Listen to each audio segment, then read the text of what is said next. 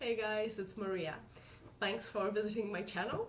And today I just want to talk about a topic which a lot of people have asked me on social media and on Instagram and on Facebook. And the question is how to read a bit more.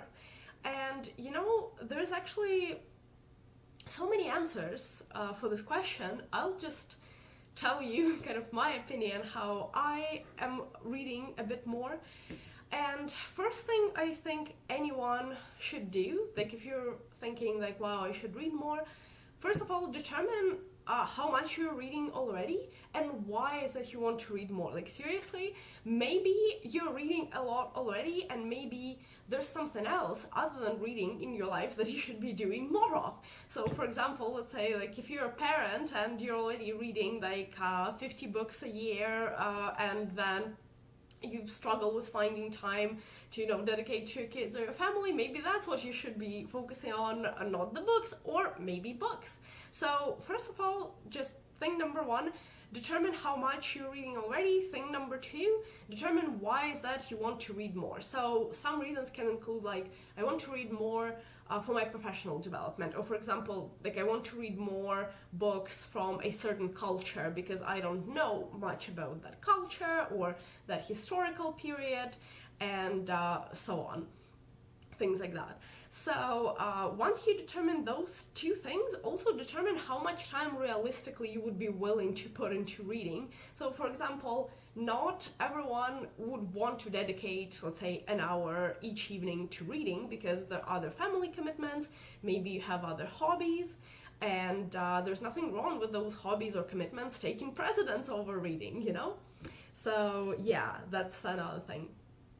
And I would also say, once you determine those three things, now then just be a bit more specific about what you want to read. So I'm seeing a lot of people are saying like, wow, I should really be reading more fictional novels, but then they are not really thinking about what those novels should be about. So a romance novel is very different from, let's say, a historical novel, or some novels combine both. And there are novels which are fantasy, and then there's so many different genres and so many things to choose from. So I would say be specific about setting your reading goals. And then it gets actually easier to compose your reading list, to find books once you know what is that you're trying to read. And then just purely from practical standpoint, I would say if you're struggling to find time to read, then don't read, listen to audiobooks. And audiobooks, they're my favorite thing. I love audiobooks because I listen to them on my commute, and a lot of audiobooks I actually use as motivation to get up. So some books I only listen in the morning when I'm getting up and getting ready for my commute and commuting. So I can't wait, like if the book is really good, I actually can't wait to get up and to listen to my book. So you can kind of double the reading and the motivation part, but the book has to be really good. So that's one practical thing. Listen to audiobooks. You can listen to them while you're making food, or while you're getting ready, while you're running some chores that don't really require too much mental power, but which require your physical presence somewhere. So for example, like waiting in line, that's a good time to listen to an audiobook as well. And then there's also a really good life hack which I found, is having a book on each of your digital devices. And it could be a different book, it could be the same book, it depends on your reading habits. So have a book in your phone, on your tablet, in your computer. If you have multiple desktops like laptop and desktop, also make sure you have a book there. And that might seem like, whoa, too overwhelming, it's like that's too nerdy or something, but seriously, I already have a lot of books saved on my G drive, and if it's a PDF, for example, of a book, or if you have a Kindle and you download books in like other digital formats, that would work.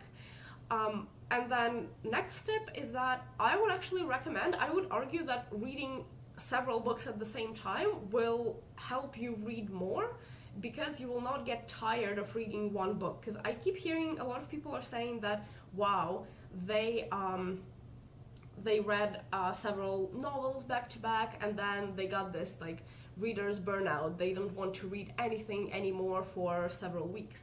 So I would say I usually have at hand a fictional novel, a non-fictional book for my professional development, and then another either fictional novel or a collection of articles, which is more like, you know, related to some of my hobbies, like related to sports or to dance or to art, things like that. So I usually try to have 3 things going on at the same time. Sometimes it's more, actually. Sometimes it's a couple of novels. One, say, like historical, one is more relationship focused, and then like a professional development book and a set of articles.